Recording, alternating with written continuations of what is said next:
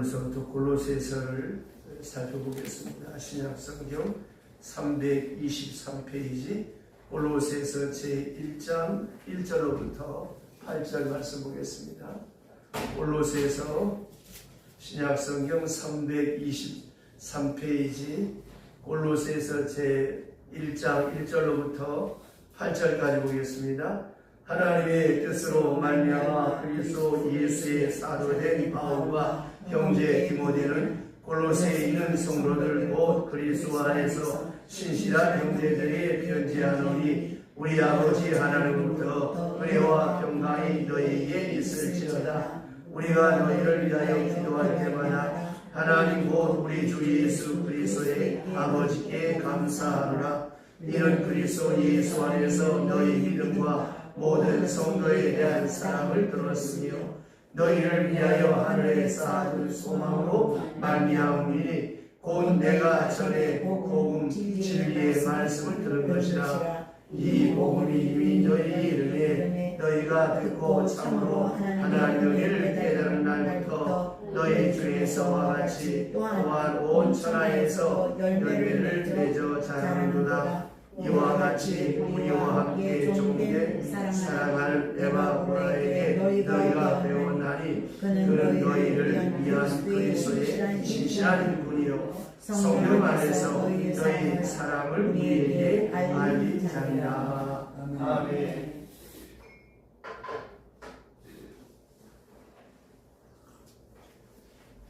이 골로새서는 사도 바울이 직접 가서 세운 그런 교회는 아닙니다. 이 골로새라고 하는 지방은 에베소에서 약 100마일, 그러니까 우리 나라 수로 따지면 한 161km 정도 떨어진 곳에 세워진 교회인데, 이 골로새라고 하는 도시는 부유한 상업도시였습니다.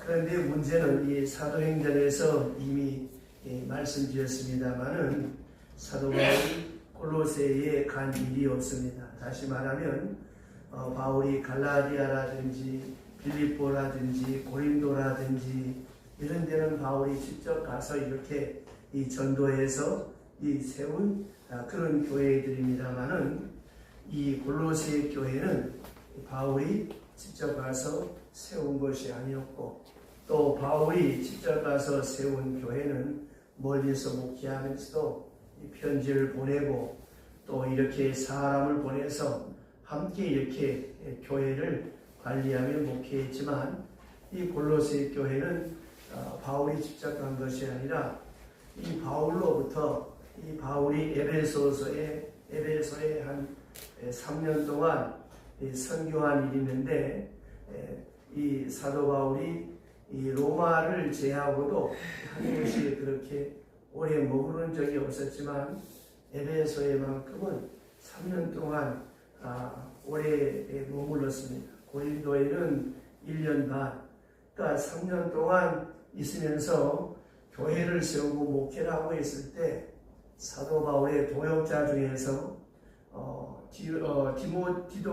디모데가 될 수도 있고 디도가 될 수 있고 에바브로디도가 될 수가 있는데, 오늘 말씀을 보게 되어지면 7절에 사랑하는 에바브라에게 너희가 배웠나니 이렇게 말합니다. 그래서 많은 학자들이 생각하기를 이 골로새 교회는 에바브로디도가 세운 교회가 아닌가 이렇게 생각을 합니다. 그래서 이 바울의 동역자 가운데 에바브로디도가 이 골로새 교회를 세웠을 것이다 이렇게 생각하고, 또 하나는 그 당시 상업도시니까 장사하는 사람들이 많이 왔다가 왕래하면서 에베소에서 사도 바울의 말씀을 듣고 은혜를 받아서 이제 돌아와서 자기 고향에다가 자기 마을에다가 이렇게 교회를 세웠다라고 하는 두 가지 학설이 있습니다.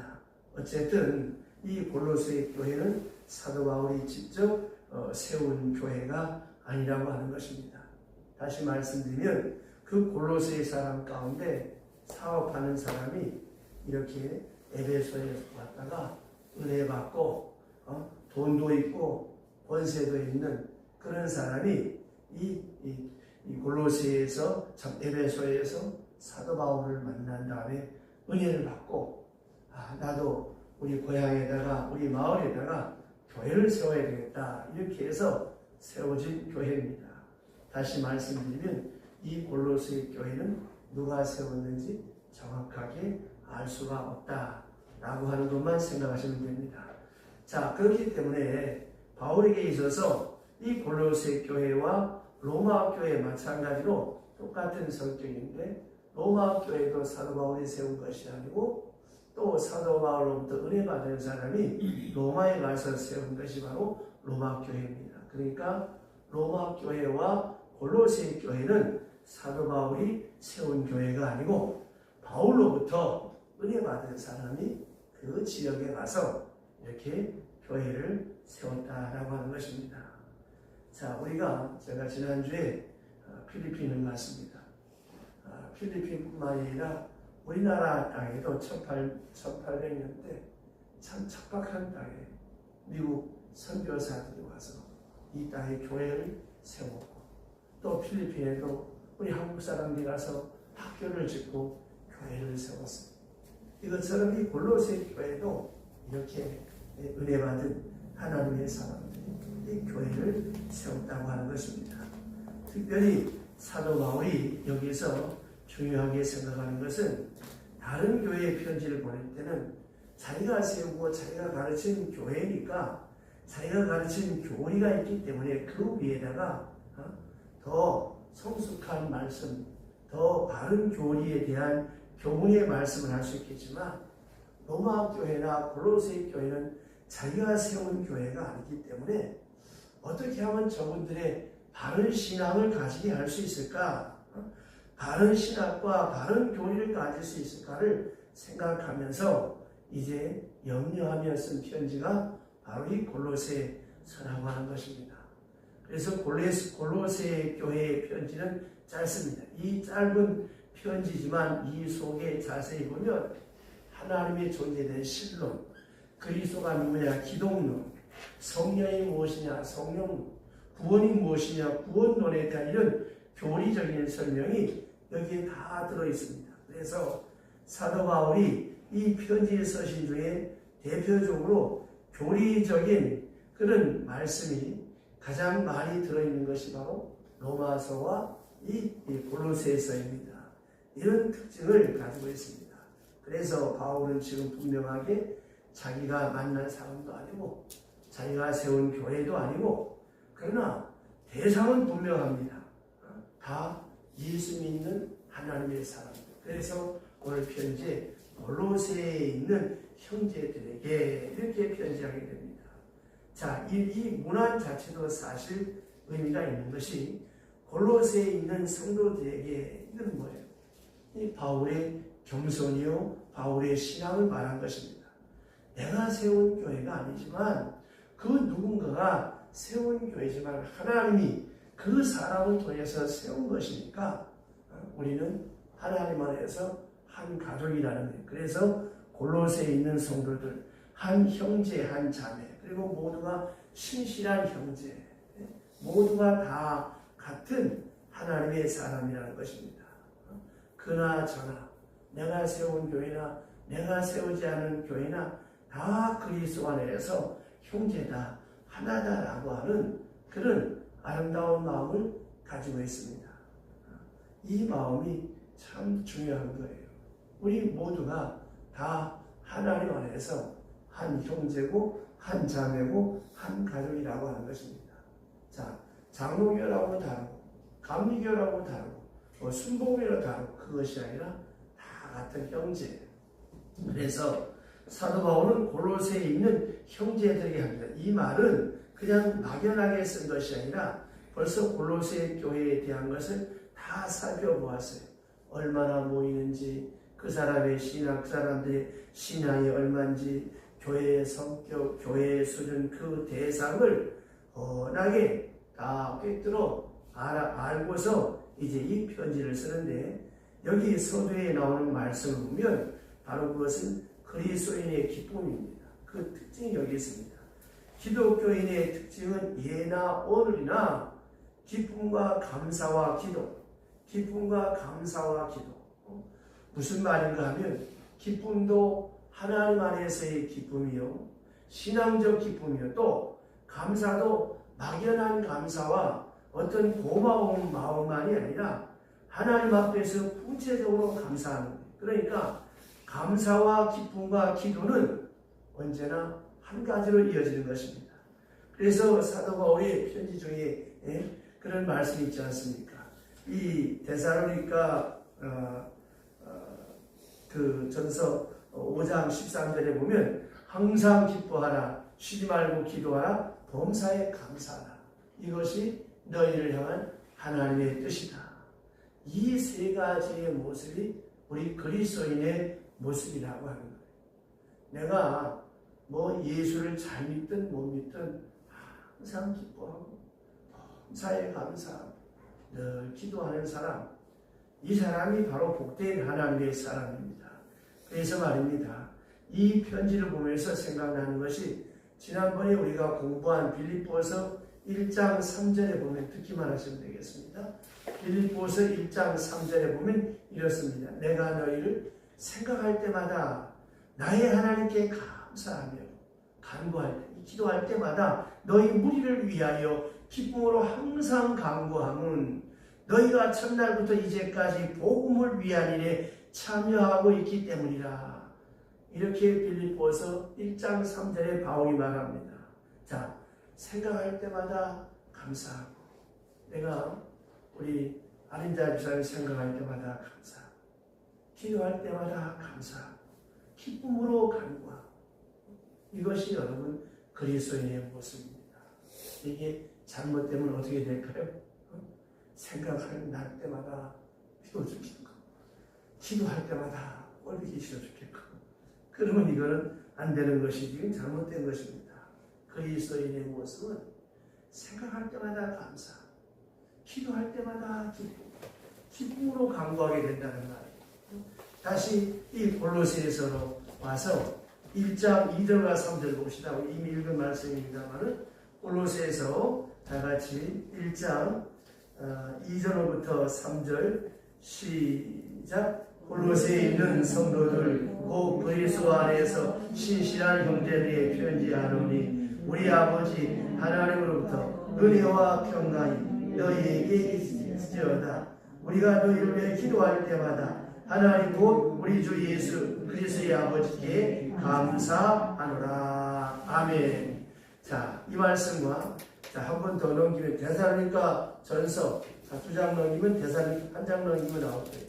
자, 데살로니가 전서 1장 2절과 3절 한 번 더 보겠습니다. 데살로니가 전서 1장 2절과 3절 다 같이 데살로니가 전서 1장 2절부터 3절 시작. 우리 너희 모두로 말미암아 항상 하나님께 감사하며 기도할 때마다 너희를 기억하고 너희의 믿음의 역사와 사랑의 수고와 우리 주 예수 그리스도에 대한 소망의 인내를 우리 하나님 아버지 앞에 끊임없이 기억함이니. 아멘. 많이 듣던 말씀이죠. 우리 교회의 표가 뭐예요? 믿음의 역사와 사랑의 수고와 소망의 인내. 자, 이 믿음의 역사와 사랑의 수고와 소망의 인내, 이 세 가지를 말씀하고 있습니다. 이게 사도 바울 나름대로 독특한 그리스도인의 속성을 말하는 거예요. 언제나 우리 예수 믿는 사람은 어떠해져야 되느냐?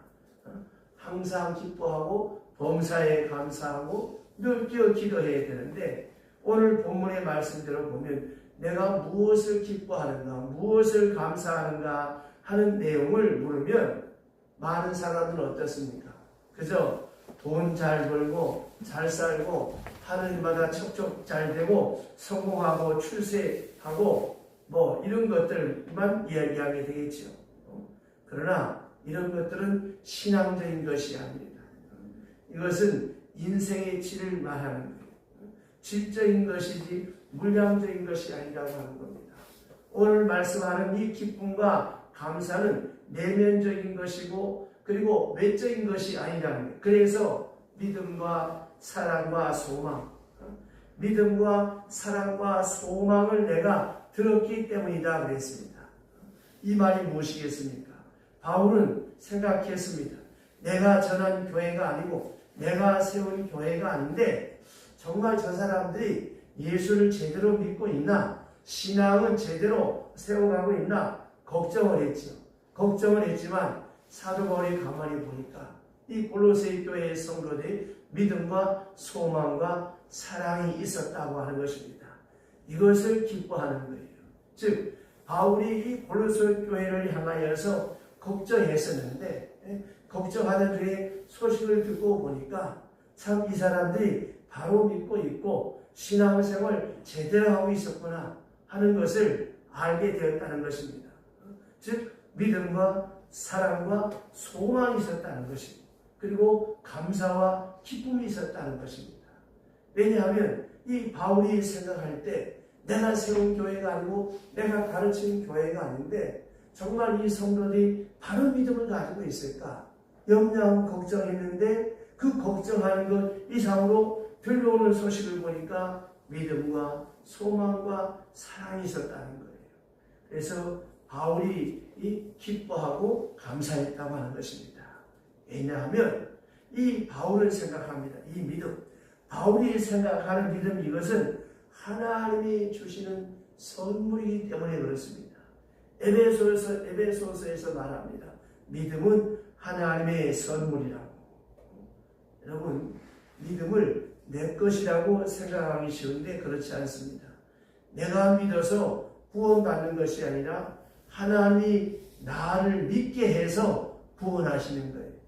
믿을 수 있게 해 주셔서 구원하신다라고 하는 것입니다. 내가 아무리 믿으려고 몸부림을 치고 애를 써도 안 믿어지는데 어떻게 하겠습니까? 그런데 하나님이 믿게 하시는 거예요. 그러므로 내게 믿음 주신 거, 이거 하나님의 선물, 하나님의 역사랍니다. 또 사랑이 있습니다. 이 사랑은 은사입니다. 자, 사랑하는 마음, 사랑을 아는 마음, 사랑에 보답하는 마음, 이 사랑하는 마음 이 또한 무엇입니까? 하나님이 주시는 은혜의 선물입니다. 그래서 신랑 신부들에게 제가 늘 부탁하는 것이 허니문 기간이 지나고 나면 사랑은 움직이는 것인데 지금처럼 그렇게 열렬히 뜨겁게 사랑하는 마음이 식어지는데 그 권태기를 이기 위해서 어떻게 되느냐. 아무리 부부싸움을 대판해서도 꼭 주일날 하나님 앞에 나와서 예배해라. 그래서 하나님께로부터 주시는 사랑의 힘을 공급받아야 사랑할 수가 있다. 내가 성인군자가 못되고 내가 도덕군자가 못된다라고 할지라도 내 힘으로 사랑할 수 있는 것이 아니다.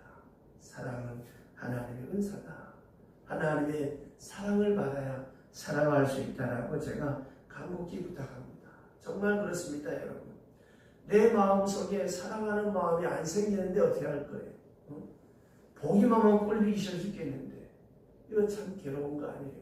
그런데 우리가 하나님 앞에 나와 예배하고 기도하면 원수 사랑할 수 있는 거예요. 제가 전에 말씀드렸죠. 어떤 그 부인 남편이 그렇게 믿고 꼴보기 싫었는데 예수를 믿고 나니까 어느 날 그 남편이 그렇게 예뻐 보일 수가 없다. 그래서 하나님 잘 때도 왜 눈을 감게 해 하셨습니까? 할 만큼 그렇게 예뻐 보이더라고요. 누가 달라졌습니까? 남편이 달라졌나요? 아니에요. 내가 달라진 거예요. 사랑은 하나님의 은혜요, 하나님의 선물입니다. 또 하나, 이 소망, 하늘나라에 향한 소망, 이거는 성령의 역사입니다. 이거는 그리스도의 생명력이 작용해서 이루어지는, 그러므로 소망, 이렇게 볼 때 믿음, 소망, 사랑, 이거는 분명한 하나님의 역사입니다. 하나님의 역사라고 믿고 있었어요. 그래서 하나님께 감사하게 된 것입니다. 자, 이제 깊이 생각해 보세요. 자, 데살로니가 전서의 보면서 거기를 말한 그 말씀에도 보면 믿음의 역사와 사랑의 수고와 소망이 있네 이렇게 해놓고 사도 바울이 결론 짓기를 너희를 택하심을 믿노라. 하나님이 선택받은 자의 증거가 여기 있다는 거예요. 그 증거가 무엇입니까? 믿음의 역사, 사랑의 수고, 소망의 인내가 있는 그걸 보니까 하나님이 저 사람을 선택했구나. 하나님이 저 사람에게 역사하고 있구나 하는 것을 알게 되었다는 거예요. 그래서 하나님께 감사했다고 하는 것입니다.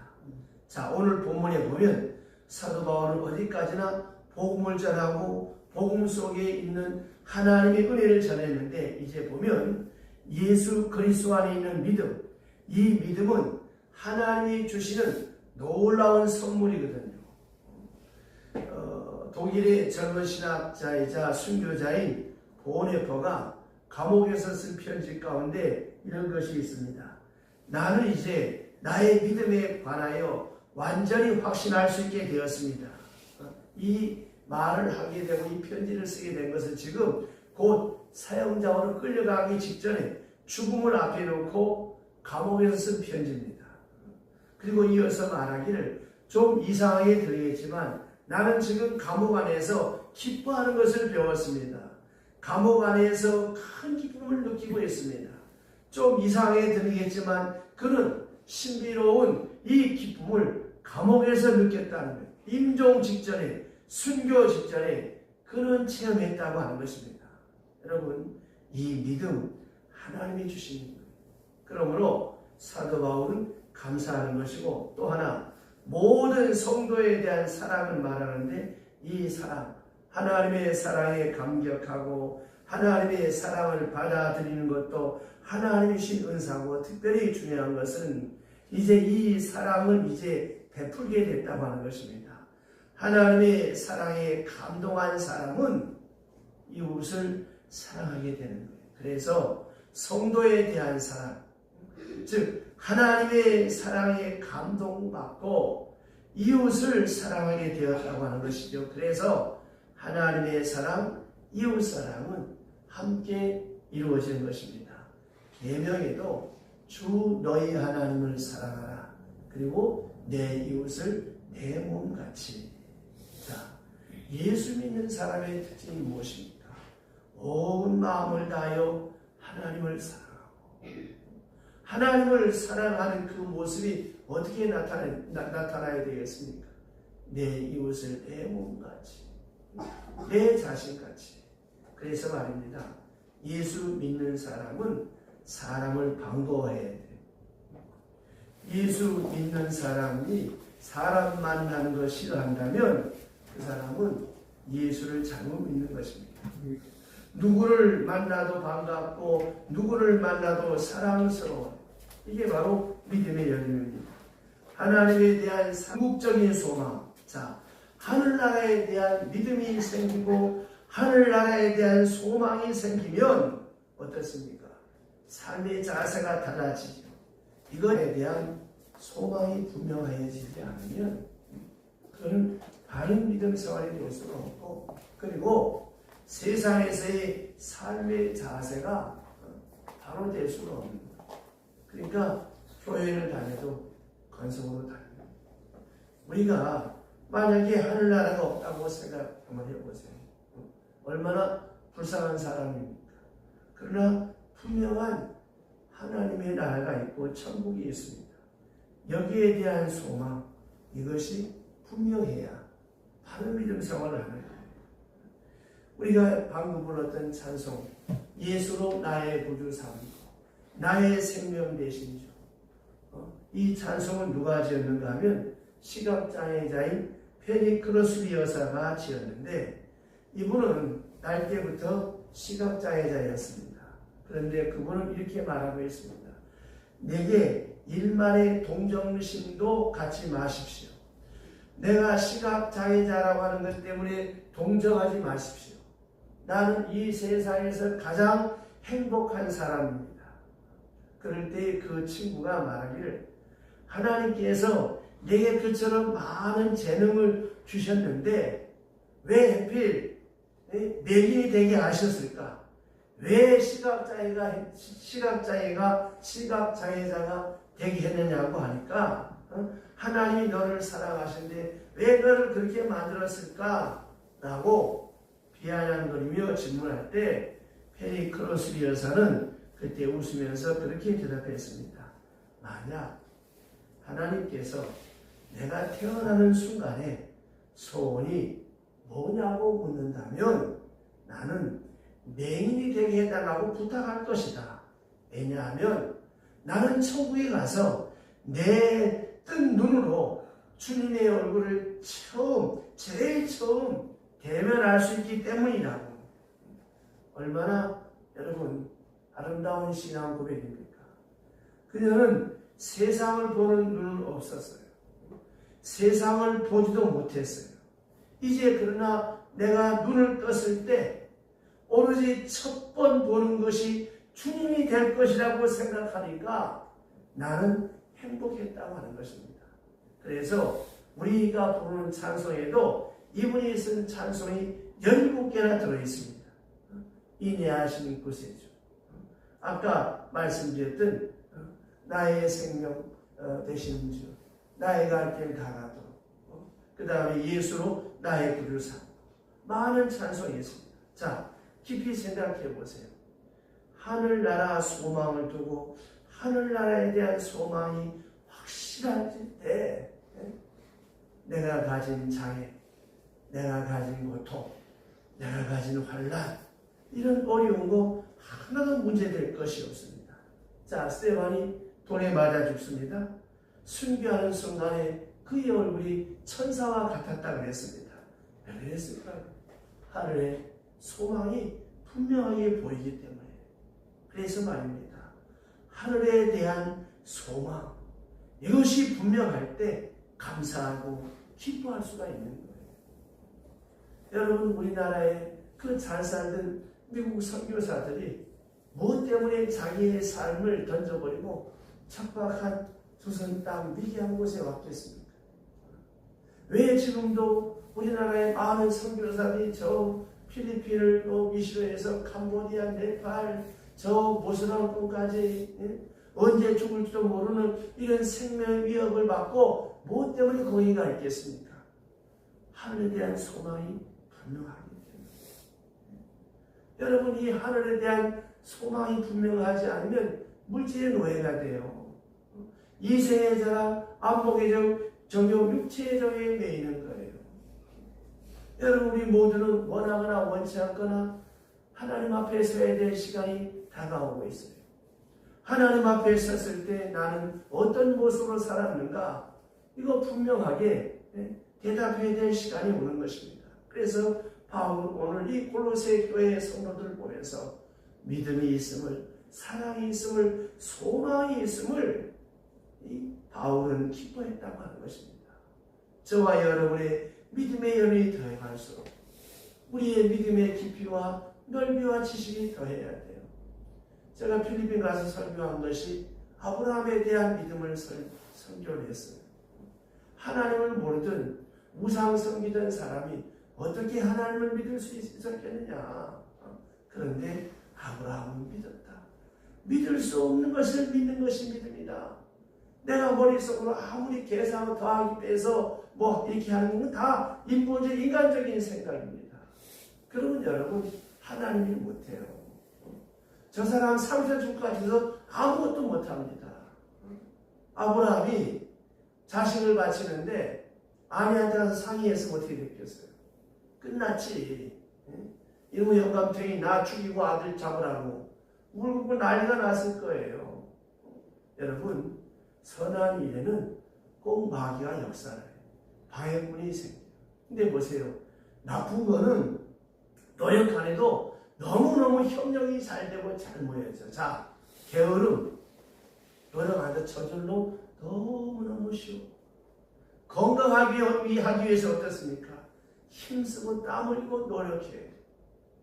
그러나 그렇게 안 하면 병원에 가서 아파야 되고 고생해야 돼. 운동하면 고생하는 게 낫겠습니까? 병원 가서 돈 깨지면 고생하는 거 있겠습니까?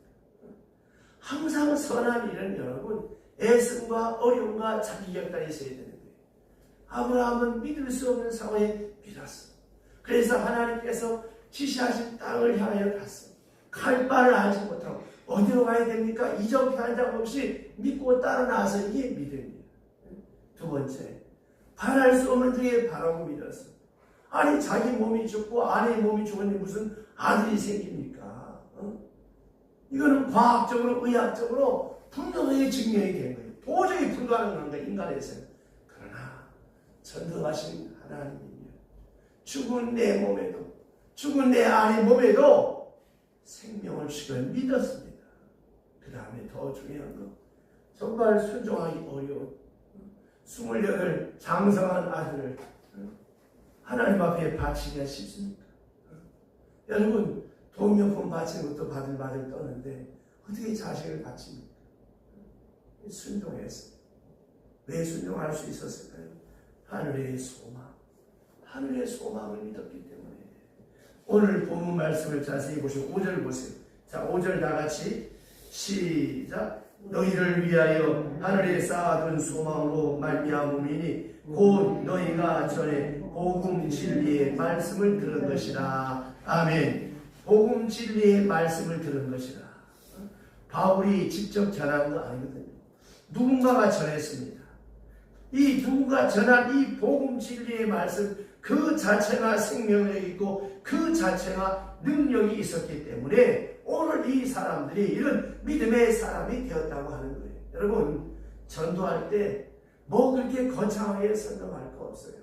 옛날에 최건능 목사님이 전도할 때 예수 믿고 천당 갑시다. 예수 믿고 천당 갑시다 했는데 이 말도 너무나 복잡해서 두 마디 예수 천당. 근데 이 두 마디 말을 듣고도 예수 믿는 사람이 많았어요. 요새는 얼마나 좋은 세상입니까?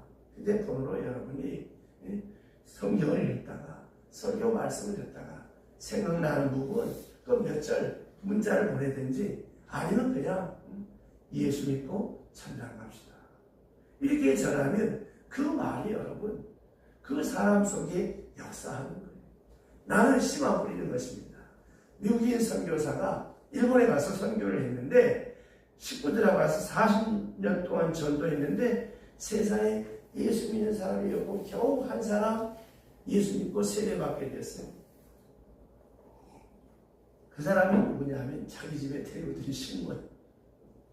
식모 하나 40년 동안 겨우 세례 주고 예수 믿게 했어요. 이 많은 사람들이 당신은 선교 실패했다고 무슨 선교를 그따위로 하냐고 선교일만 축내고 열매가 없다고 선교일만 낭비했다고 막 비난했습니다. 그런데 놀랍게도 여러분 40년이 지난 후에 그 일본을 방문해 보니까 그 식모로 있던 한 사람에게 세례를 줬는데 그 식모의 아들이 신학대학 총장이 되어서 일본의 많은 교역자들을 양성하고 있더라는 것입니다. 보세요. 하나님의 역사는 바로 그런 거예요. 그 누군가가 그 한 사람을 통해서 하나님께서 역사하시는 것입니다. 오늘도 여러분, 저와 여러분이 믿음과 사랑과 소망에 굳게 서서 이 복음 진리를 사람들에게 전파하게 될 때, 내가 꼭 교회에 세우지 않더라도 사도 바울을 통해서 말씀 들은 사람이 골로새에 와서 골로새 교회를 세웠던 것처럼 여러분들을 통해서 하나님께서 역사하신 줄로 믿으시길 바랍니다. 기도하겠습니다. 하나님 아버지,